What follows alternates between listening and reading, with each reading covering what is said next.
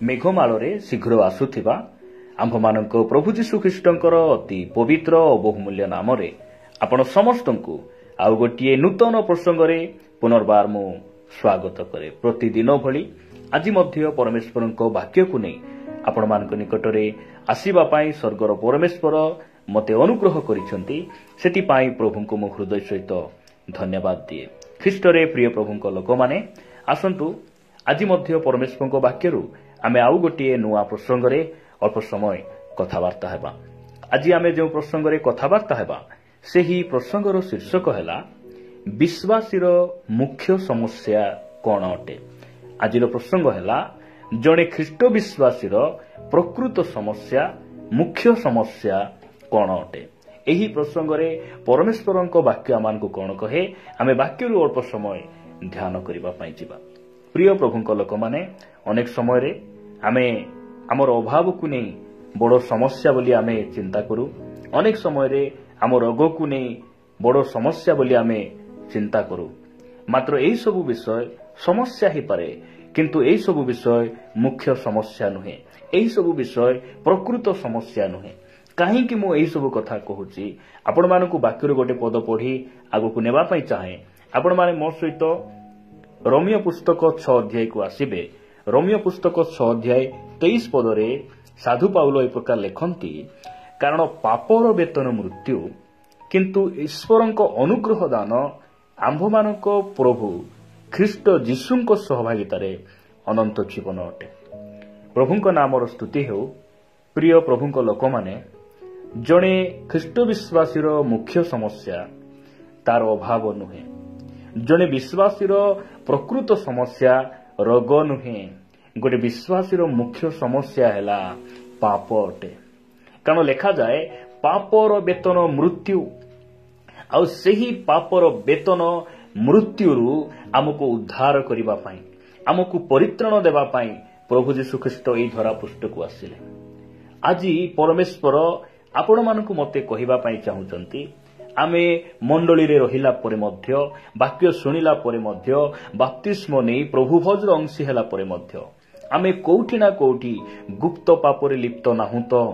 ସେ ଆମକୁ କହୁଛନ୍ତି ଯଦି ଆମ ପାଖରେ ସବୁ ଥାଇ ମଧ୍ୟ ଯଦି ଆମେ ପାପ ଛାଡ଼ି ପାରିନାହୁଁ, ଆମର ମନ ପରିବର୍ତ୍ତନ ହେଇନାହିଁ, ତାହେଲେ ତାହା ହେଉଛି ସବୁଠାରୁ ବଡ଼ ସମସ୍ୟା ଅଟେ। ପ୍ରଭୁ ଆମମାନଙ୍କୁ ଅନୁଗ୍ରହ କରନ୍ତୁ। ଯଦି ଆପଣ ସେହି ଧନୀ ଲୋକ ଆଉ ଲାଜର ବିଷୟରେ କଥାବାର୍ତ୍ତା ଯଦି ଆପଣ ହେବେ, ଚିନ୍ତା କରିବେ ଯେ ଲାଜରଙ୍କ ଜୀବନରେ କିଛି ନଥିଲା, ଘର ନଥିଲା, ଗାଡ଼ି ନଥିଲା, ପିନ୍ଧିବା ପାଇଁ ପୋଷାକ ନଥିଲା ଏବଂ ତାଙ୍କ ପାଖରେ ଟଙ୍କା ପଇସା ନଥିଲା, ଖାଇବାକୁ ନଥିଲା, ତାଙ୍କୁ ଦେଖା ସାକ୍ଷାତ କରିବା ପାଇଁ କୌଣସି ଅଭିଭାବକ ମଧ୍ୟ ତାଙ୍କ ସହିତ ନଥିଲେ। ସେ ଅନାଥ ଅବସ୍ଥାରେ, ଦରିଦ୍ର ଅବସ୍ଥାରେ ଜଣେ ଧନୀ ଲୋକଙ୍କର ସେ ଫାଟକ ପାଖରେ ସେ ପଡ଼ି ରହୁଥିଲେ। ନିଶ୍ଚିତ ଭାବରେ ଲୋକମାନେ ଦେଖି କହୁଥିଲେ ଯେ ଏହି ବ୍ୟକ୍ତି କି ସମସ୍ୟାରେ ପଡ଼ିଗଲେ, କି ଭୟଙ୍କର ସମସ୍ୟା ଦେଇ ଯାଉଛନ୍ତି। ଏହା ମନୁଷ୍ୟର ଦୃଷ୍ଟି।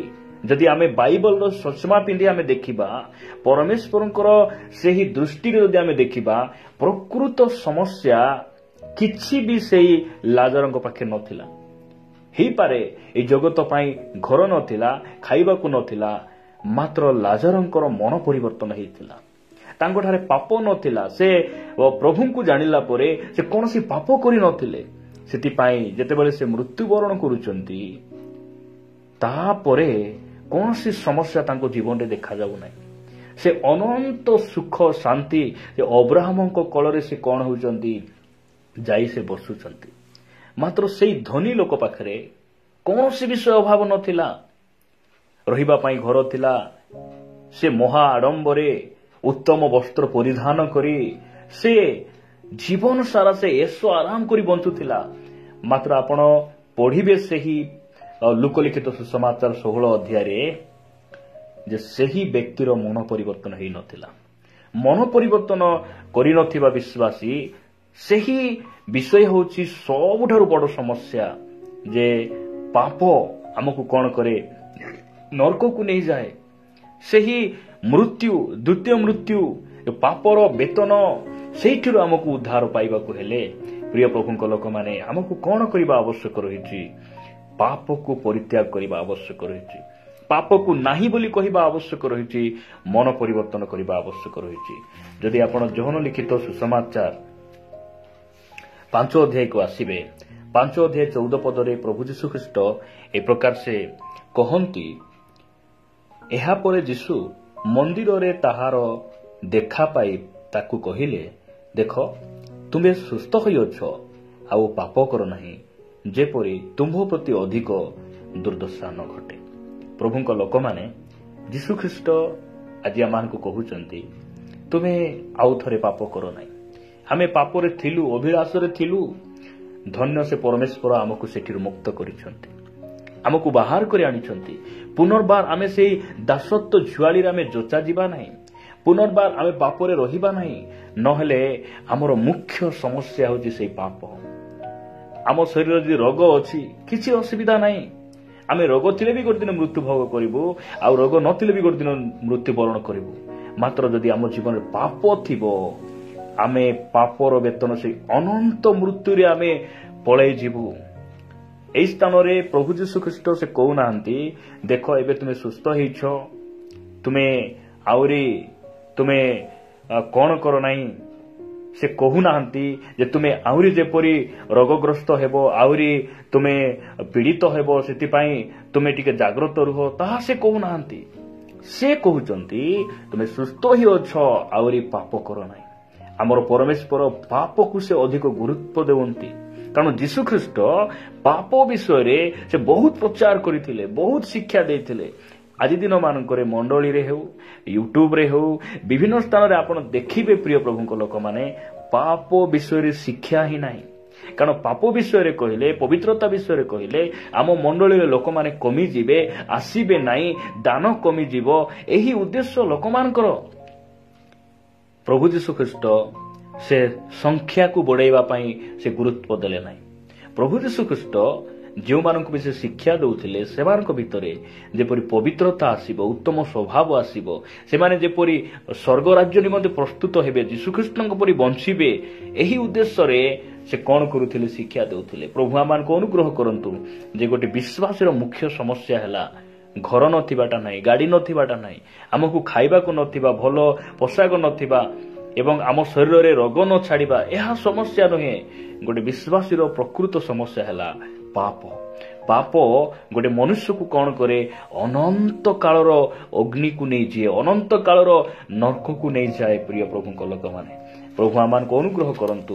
ଯଦି ଆପଣ ପ୍ରକାଶିତ ବାକ୍ୟ 3 ଅଧ୍ୟାୟକୁ ଆସିବେ, ସେହି ସାର୍ଦି ମଣ୍ଡଳୀ ନିକଟକୁ ପରମେଶ୍ୱର କ'ଣ ବୋଲି ସେ ଲେଖୁଛନ୍ତି? ସାର୍ଦି ମଣ୍ଡଳୀର ଦୂତ ନିକଟକୁ ଲେଖ ଯେ ଈଶ୍ୱରଙ୍କ ସପ୍ତ ଆତ୍ମା ଓ ସପ୍ତ ନକ୍ଷତ୍ର ଧାରଣ କରନ୍ତି, ସେ ଏହା କହନ୍ତି, ଆମ୍ଭେ ତୁମର କର୍ମ ଜାଣୁ, ତୁମ୍ଭେ ନାମରେ ଜୀବିତ, ମାତ୍ର ପ୍ରକୃତରେ ମୃତ। ଦେଖନ୍ତୁ, ଆମେ କ'ଣ କରୁଛୁ?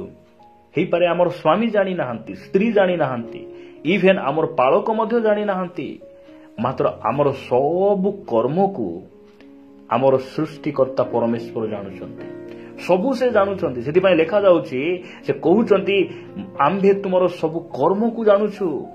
କାହିଁକି? ତୁମେ ନାମରେ ଜୀବିତ, ପ୍ରକୃତରେ ମୃତ। କାହିଁକି ପ୍ରକୃତରେ ମୃତ? 2 ପଦରେ ଲେଖାଗଲା, ଜାଗ୍ରତ ହୁଅ, ପୁଣି ଲୁପ୍ତ ପ୍ରାୟ ଅବଶିଷ୍ଟ ବିଷୟ ସବୁକୁ ସବଳ କର। ଲୁପ୍ତ ପ୍ରାୟ, ଯୋଉଟାକି ଗୁପ୍ତ ପାପ, କେହି ନ ଜାଣିଲା ଭରି ଯଦି ଆମେ ପାପରେ ଅଛୁ, ମନ୍ଦତାରେ ଅଛୁ, ସେ କହୁଛନ୍ତି ତୁମେ ସବଳ କର। ସବଳ କର ବୋଲି କହିଲେ ତୁମେ ସଜାଡ଼, ସେଠାରୁ ଫେରି ଆସ, ତୁମେ ଅନୁତାପ କରି ମନ ପରିବର୍ତ୍ତନ କର, ତୁମ୍ଭେ ମୋ ନିକଟକୁ ଫେରି ଆସ। ପ୍ରଭୁ ତାହା କହୁଛନ୍ତି। ଲେଖାଯାଉଛି, ସବଳ କର, କାରଣ ଆମ୍ଭେ ତୁମ କର୍ମ ସବୁ ଆମ ଈଶ୍ୱରଙ୍କ ସାମୁରେ ସିଦ୍ଧ ବୋଲି ଦେଖିନ। ସିଦ୍ଧତା ବାପ୍ତିସ୍ମ ନେବା ସିଦ୍ଧ ନୁହେଁ, ମଣ୍ଡଳୀରେ ଆସିବା ସିଦ୍ଧ ନୁହେଁ, ବାକ୍ୟ ଶୁଣିବା ସିଦ୍ଧ ନୁହେଁ, ଗୀତ ଗାଇବା, ତାଳି ମାରିବା, ୱାର୍ସିପ୍ କରିବା, ଏହା ସିଦ୍ଧତା ନୁହେଁ। କିନ୍ତୁ ଏହି ସବୁ କଲା ପରେ ମଧ୍ୟ ଯଦି ଆମେ ପାପ ଛାଡ଼ି ପାରିନାହୁଁ, ତାହେଲେ ପ୍ରଭୁ କହୁଛନ୍ତି, ଆମ୍ଭ ଦୃଷ୍ଟିରେ ତୁମର କର୍ମ ସିଦ୍ଧ ନାହିଁ। ଆମେ ପରମେଶ୍ୱରଙ୍କ ଦୃଷ୍ଟିରେ ସିଦ୍ଧ ହେବାର ଅର୍ଥ କ'ଣ? ଆମେ ଚର୍ଚ୍ଚ ଯିବା, ଗୀତ ଗାଇବା, ଆରାଧନା କରିବା, ବାକ୍ୟ ଶୁଣିବା, କେବଳ ଏତିକି ନୁହେଁ, ଆମେ ପାପରୁ ମଧ୍ୟ ପୃଥକ ହେବା। ଏଇଟା ହେଉଛି ସେହି ସିଦ୍ଧ କର୍ମ। ପ୍ରଭୁଙ୍କ ନାମର ଗୌରବ ହଉ। ସେଥିପାଇଁ ବାକ୍ୟ କହେ ଯେ ଜଗତର ସବୁ ଲାଭ କରି ଯଦି ମନୁଷ୍ୟ ନିଜ ଜୀବନକୁ ହରାଏ ତାହେଲେ ସେଥିରେ ତାର କି ଲାଭ। ଧନ୍ୟ ସେ ପରମେଶ୍ୱର ଆମର ହଜିଥିବା ଜୀବନ, ବିନାଶ ହୋଇଥିବା ଜୀବନକୁ ସେ ଆମକୁ ଫେରାଇ ଦେଇଛନ୍ତି। ଯୀଶୁଖ୍ରୀଷ୍ଟ ଆସି ଆମକୁ ପାପରୁ ସେ ଉଦ୍ଧାର କରିଛନ୍ତି। ସେଥିପାଇଁ ଜଣେ ବିଶ୍ୱାସୀର ମୁଖ୍ୟ ସମସ୍ୟା, ପ୍ରକୃତ ସମସ୍ୟା ହେଲା ପାପ। ତାପରେ ଲେଖାଯାଉଛି 3 ପଦ, ପ୍ରକାଶିତ ବାକ୍ୟ 3:3 ଏଣୁ କି ପ୍ରକାର ଶିକ୍ଷା ପାଇଅଛ ଓ ଶ୍ରବଣ କରିଅଛ ତାହା ସ୍ମରଣ କରି ପାଳନ କର ଓ ମନ ପରିବର୍ତ୍ତନ କର। ଯଦି ଜାଗ୍ରତ ନ ହୁଅ ତାହେଲେ ଆମ୍ଭେ ଚୋର ପରି ଆସିବୁ, ଆଉ କେଉଁ ସମୟରେ ତୁମ୍ଭ ଉପରେ ଆସି ପଡ଼ିବୁ ତାହା ତୁମେ କୌଣସି ପ୍ରକାରେ ଜାଣିବ ନାହିଁ। ଧନ୍ୟ ସେ ପରମେଶ୍ୱର ଆମକୁ ସେ ସତର୍କ କରୁଛନ୍ତି, ସେ ଆମକୁ ଚେତାଇ ଦେଉଛନ୍ତି, ସେ ଆମକୁ ମନେ ପକାଇ ଦେଉଛନ୍ତି ଯେ ଆମେ କ'ଣ ହେବା, ମନ ପରିବର୍ତ୍ତନ କରିବା, ମନ ପରିବର୍ତ୍ତନ କରିବା। ଆପଣମାନଙ୍କ ମନରେ ପ୍ରଶ୍ନ ଆସୁଛି କି ମୁଁ କେତେ ଚେଷ୍ଟା କଲେ ମଧ୍ୟ ମୁଁ ପାପରେ ପଡ଼ିଯାଉଛି, ବାରମ୍ବାର ମୁଁ ପାପରେ ପଡ଼ୁଛି, କ'ଣ କରିବି? ମୁଁ ବାରମ୍ବାର ପାପରେ ପଡ଼ୁଛି, ମୁଁ କ'ଣ କରିବି?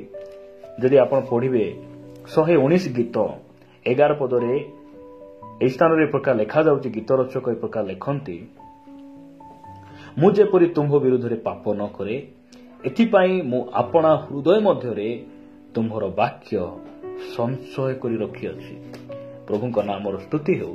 ପ୍ରିୟ ପ୍ରଭୁଙ୍କ ଲୋକମାନେ, ଯଦି ଆପଣ ପାପ ଉପରେ ଜୟ ପାଇବା ପାଇଁ ଚାହୁଁଛନ୍ତି, ଆପଣ ପରମେଶ୍ୱରଙ୍କର ବାକ୍ୟକୁ ହୃଦୟରେ ସଞ୍ଚୟ କରି ରଖନ୍ତୁ, ବାକ୍ୟକୁ ଗୁରୁତ୍ୱ ଦିଅନ୍ତୁ। କାରଣ ପରମେଶ୍ୱର ଆପଣାର ସକଳ ନାମ ଅପେକ୍ଷା ତାଙ୍କର ବାକ୍ୟକୁ ସେ ମହାନ କରିଛନ୍ତି। କାରଣ ବାକ୍ୟ ମନୁଷ୍ୟର ଜୀବନକୁ ପରିବର୍ତ୍ତନ କରେ।